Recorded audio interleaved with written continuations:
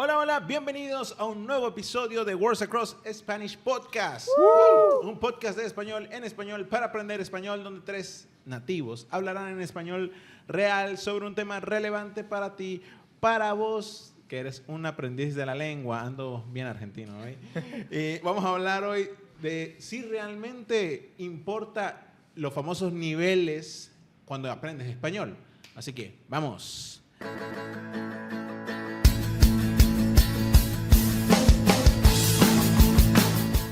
Y hoy, antes de comenzar, tengo que darle la bienvenida a una invitada especial. Tenemos a la popular Virginia Pavicic. Por fin. Por Por fin fin acá. Por cierto, tengo que ser sincero, esta es la segunda vez que grabamos porque, bueno, tuvimos un problema técnico. Pavi no encendió el micrófono. No. Yo no fui. Pero igualmente muy contentos de que estés aquí en Buenos Aires visitándonos, trabajando también. Pavi, para quien no conoce, trabaja en tutoring, es la líder del área de tutoring en Words Across. Y bueno, ¿cómo te sientes aquí en Buenos Aires? Bien, genial. Ahora que salió el sol, bien. Y súper, sí. Saludos a todos mis estudiantes, ex-coaches. ¿Qué tal? ¿Ya conociste a todos en la oficina? ¿Ya Sí. todos tienen tamaños, Sí, cara? piernas, sobre todo piernas. Tienen un cuerpo entero. Totalmente. Y bueno, como siempre, a mi derecha está mi amigo, cofundador, padre de Benjamín, el Os. ¿Cómo estás, Osmel? ¿Qué dices? Todo bien por acá. Contento de charlar sobre este tema, particularmente con Pavi, que es alguien muy entendido en este aspecto. Aquí hoy vamos a hablar sobre algo que realmente es eso. A todo el mundo se ha preguntado, todo el mundo ha pensado y de alguna manera cuando empieza a aprender lo usa como referencia, ¿no? Pero al final, ¿realmente esto importa? Hablemos, incluso antes vamos un paso atrás y hablemos de por qué existe esto de los niveles, el marco común europeo. A ver, ¿qué tienes por ahí, Pavi? Bueno, hasta donde tengo entendido, el marco común surgió precisamente para tener un estándar y entender cuáles conocimientos son necesarios para considerarte en un nivel específico dentro de los idiomas europeos, ¿no? Por eso es marco común europeo, español, inglés, alemán, francés. Y creo que su objetivo es precisamente ese, que más allá de cómo aprendiste, dónde aprendiste, con quién, vos al hablar con otra persona que estudia ese nivel o que enseña ese idioma o lo enseña, puedas decir, yo soy este nivel y más o menos saber dónde estás parado, ¿no? Claro, nació algo como un poco más de corte institucional, ¿no? Y Sí. también entendiendo que allá en Europa, pues, bueno, es importante para ingresar a una universidad, Sí. incluso a veces, no estoy seguro, algunos países seguramente manejan incluso nivel de idioma para obtener una ciudadanía o algo así, ese tipo de cosas. Pero realmente se ha expandido más allá de esa parte institucional, de educación, profesional también para obtener un empleo. Y ya llega, bueno, a las personas que están aprendiendo idiomas como español, que no necesariamente lo hacen con esa intención, ¿no? Sí. Sino simplemente Sí. hey, quiero hablar con mi abuela. ¿Realmente importa si soy B1 o B2? Mi abuela me va a juzgar por eso. Creo que esa es una gran pregunta y, ¿saben? Le estaba contando en la grabación anterior pero para que ustedes sepan el chisme, aquí yo voy al nutricionista cada 2 semanas. Hay una competencia sana en quien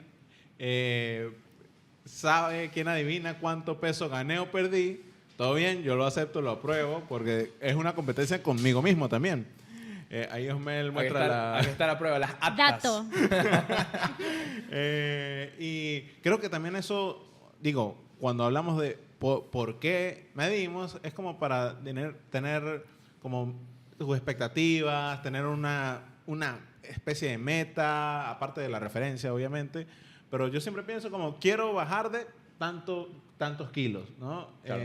Y me imagino, sirve de la misma manera para mucho aprendiz. Ahora, ¿sirve para todo aprendiz?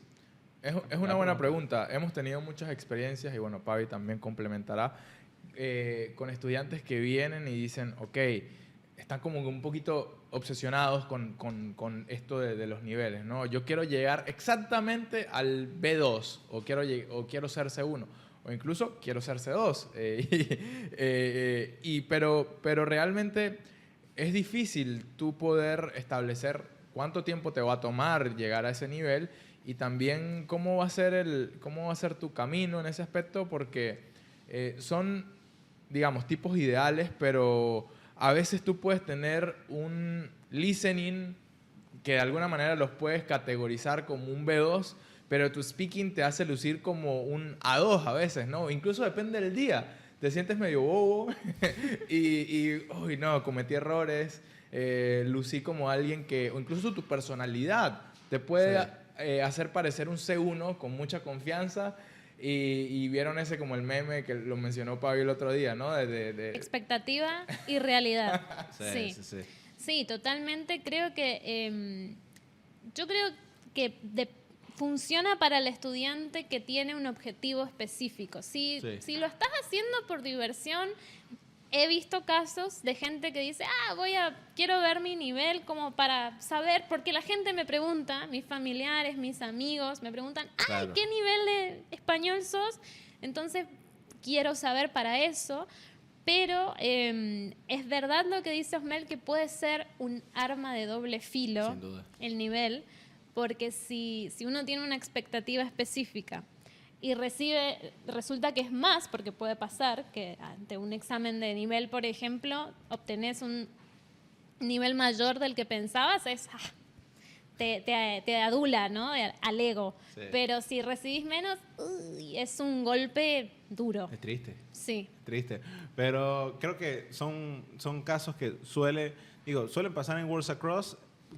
Estoy pensando también en usando de referencia el aprendizaje del inglés, por ejemplo. En el inglés creo que es muy común, sobre todo por cómo uno le da uso al inglés, ¿no? ¿Tú en dónde te pones? No, tú sabes que yo tengo mucha confianza. No, yo creo que soy un sólido C1, pero bueno, les voy a contar la historia. Yo solía antes entrenar a gente para tomar el TOEFL, ¿no? El TOEFL es un examen de suficiencia en el inglés, ¿no? Y normalmente entrenaba grupos de gente que eran de un montón de nacionalidades, pero necesitaban, por lo menos muchos estudiantes de medicina, muchos estudiantes de odontología me buscaba para yo enseñarles los trucos. ¿Por qué? Esta gente hablaba inglés nativo, o sea, de verdad, este tipo habla mucho mejor que yo, pero no entendían bien los trucos del examen. Entonces ahí va un punto que es, un examen realmente te dice, puede decirte qué tan capaz eres de hacer algo o no. Porque te los digo, tuve los dos casos, de un fake C1 en el que se sabía trucos y solo tenía que entrenar el speaking, y otro donde era un genio y simplemente no podía con el writing, no podía escribir, no sabía escribir bien, o sea, tenía grandes problemas. Un gran problema de esto es justamente lo que estás diciendo, ¿no?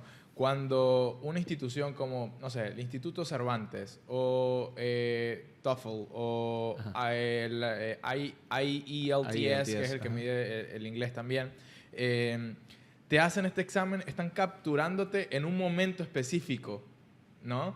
Y tal vez en ese momento cometiste errores, pero nervios, todo, ¿no? Nervios, ¿no? A veces lo del examen es mucho más de gestión de las emociones, sí, gestión del tiempo también, porque lo hemos hablado en otras oportunidades, sí, y no necesariamente va a indicarte qué tan bueno, qué tan cerca del objetivo estás, ¿no?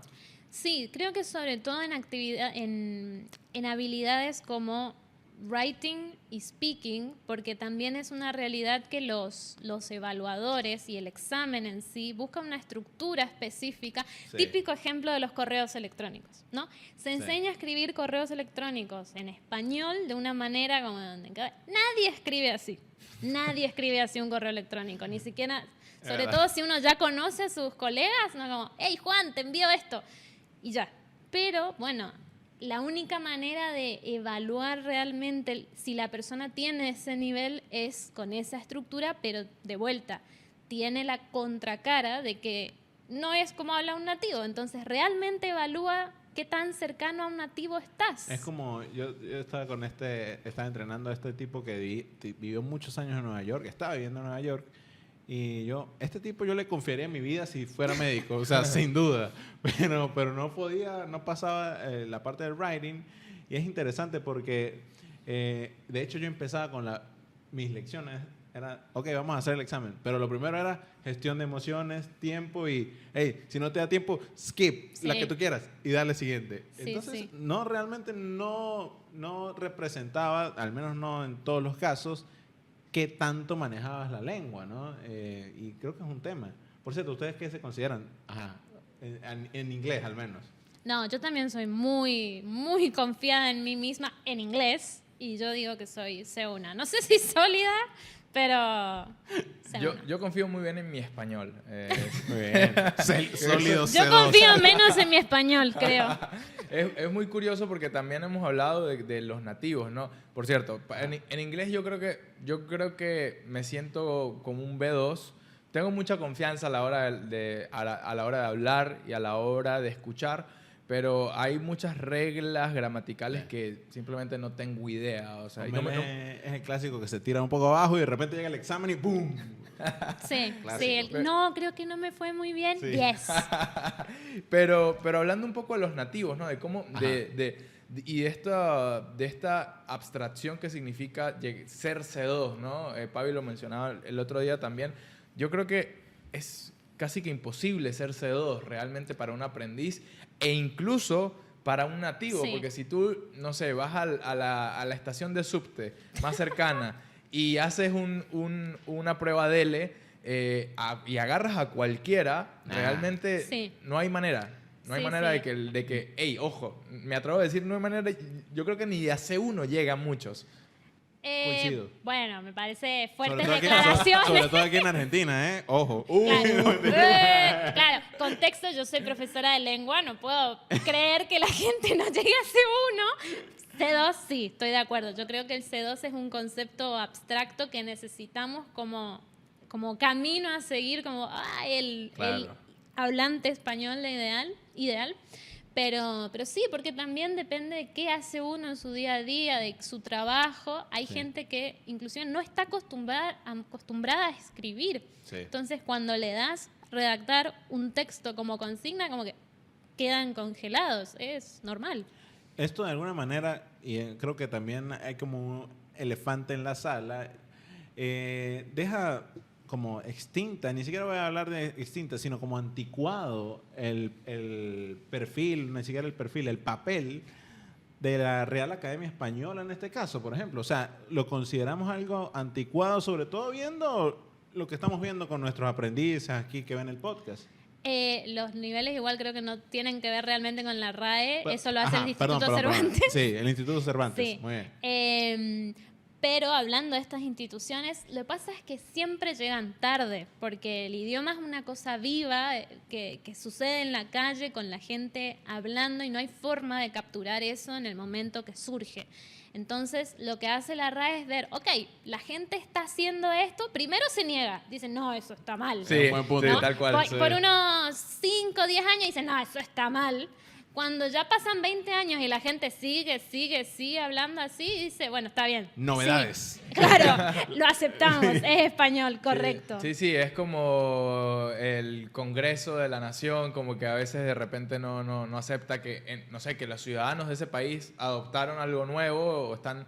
Y entonces después vienen a legislar sobre algo que realmente ya se hacía en la calle. Sí. O incluso ese abuelo anticuado que dice que no me gusta que...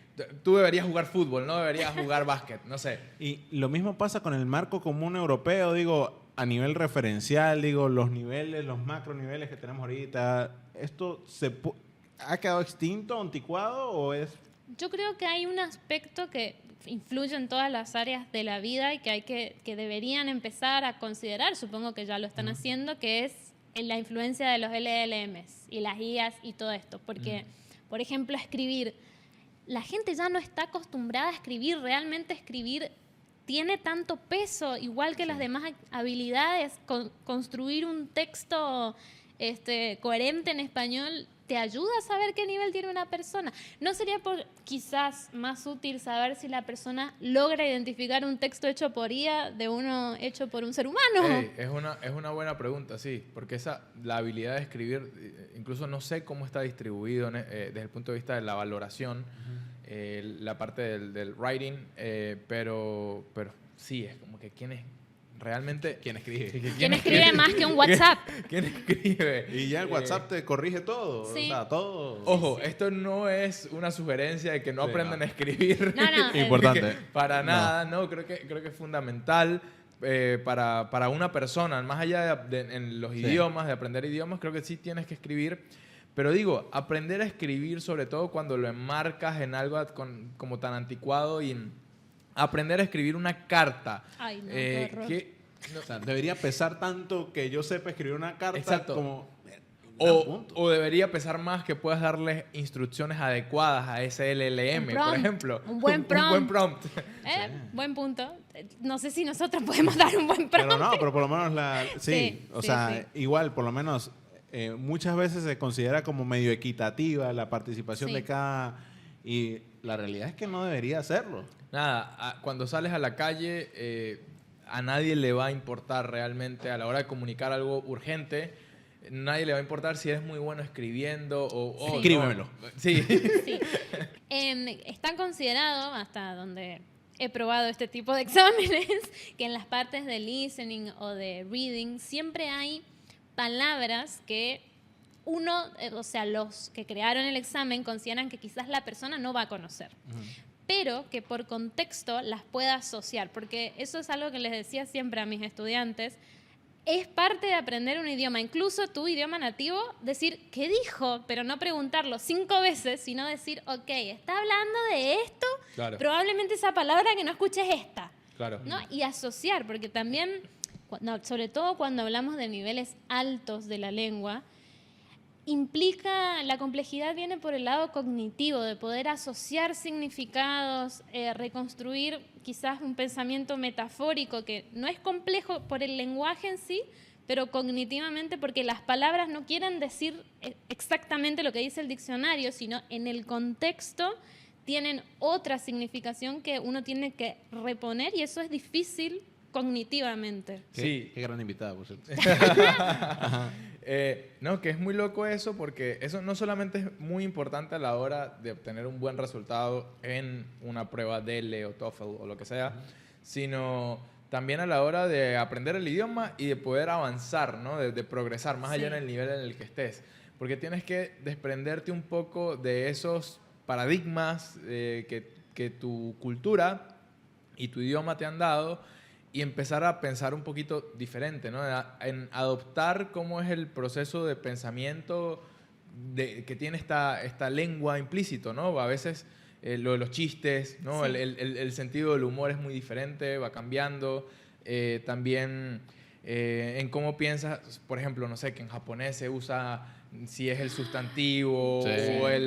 o sea, se cambian de posición, o si en inglés y en español es diferente donde posicionamos el adjetivo. Entonces, es también ser a veces tolerante desde el punto de vista intelectual para abrir tu mente a eso, ¿no? Porque hay personas que a veces dicen como que no, es que esto no tiene sentido.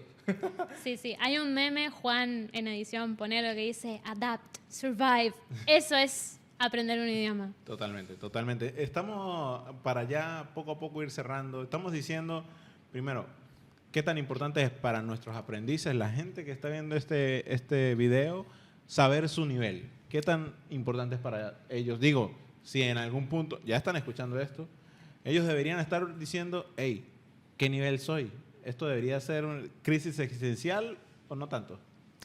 Yo creo que depende de su objetivo. Si viven en un país hispanohablante y quieren quizás empezar a trabajar en español, o no viven, pero quieren empezar a trabajar en español, probablemente sí, pueda ser una crisis. Pero si querés hablar con tu abuela y que te enseñe a hacer recetas latinas, no sé. Es un buen punto, es un buen punto. Estoy de acuerdo. Por cierto, importante, no todo el mundo usa el marco común europeo como referencia, ¿no? De hecho, nuestros amigos de Dreaming Spanish tienen su propia escala, ¿no? Sí, basada en horas de input. El marco común lo que establece son todas las 4 macrohabilidades, ¿no? Sí. De escuchar, hablar, leer y escribir. Y bueno, y gramática.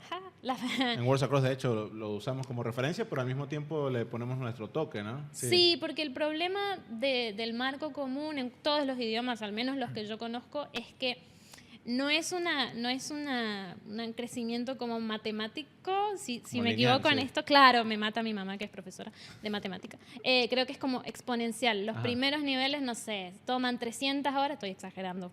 Ajá. Pero los últimos, para pasar de B2 a C1, son como 700 horas. Años. O sea, Claro. claro, es mucha la diferencia. Entonces, ese salto se sentía muy fuerte y por eso pensamos, bueno, vamos a dividirlo en metas más pequeñitas Sí. y alcanzables. Claro, yo creo que eso es un indicador también natural de cómo es aprender un idioma. Creo que eso Sí. lo da también el hecho de que cuando ya eres avanzado, o sea, cada centímetro adicional de progreso, si se le puede decir así, te va a costar más que al principio cuando empezaste de cero, ¿no? Una pregunta, ¿ustedes qué dirían de las personas que nos están escuchando y viendo? ¿Qué nivel son, si nos entienden? Saben que vi un comentario muy loco. Porque, bueno, vi dos comentarios. Leemos todos los vi todos los comentarios. comentarios, pero dos comentarios que me llamaron la atención. Una persona que tenía más de 900 horas de input y decía que había... Ah, bueno, Evildea, no es una persona, es el popular Evildea, sí es una persona, pero Evildea. Y que había entendido el 80, 85% y que se sentía muy bien. Otro más abajo puso, tengo 280 horas de input y entiendo el 80%.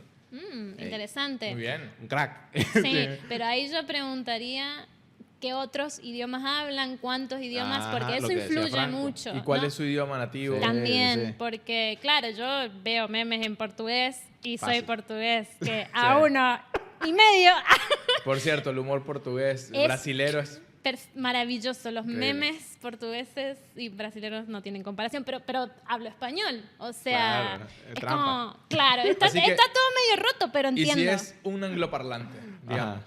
¿qué nivel tú crees que tiene alguien que te está escuchando ahora y que te entendió Yo muy bien? diría que está en un B2 porque no estamos hablando Coincido. tan lento y tampoco estamos hablando de cosas tan complejas como para un C1. Lo que no quiere decir que si sos C1 esto no te sirve. Lo que pasa es que quizás tenés que empezar a adentrarte en temas más complejos. Sí, coincido totalmente y me molesta coincidir, pero yo creo que estamos hablando de un B2, C1, pero más...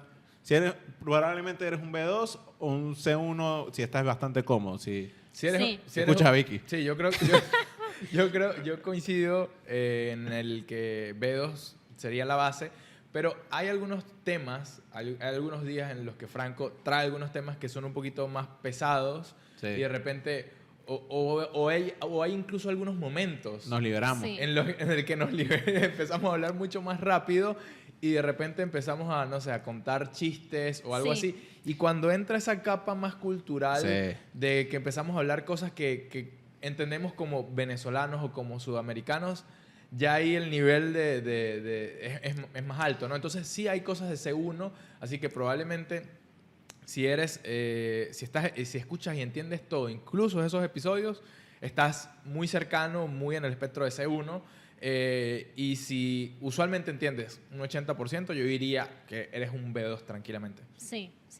Muy bien. Hey, felicítense ustedes mismos. Realmente deberían estar orgullosos, pero dejen en los comentarios. ¿Alguna vez han medido su nivel? ¿Han tomado un examen? ¿Les han dicho por ahí? Cuéntenlo en los comentarios. ¿Les interesa saber su nivel? Esto es importante para ustedes. Señores, nos vemos en el próximo episodio de Words Across Spanish Podcast. Chao. Chao, chao. Chao.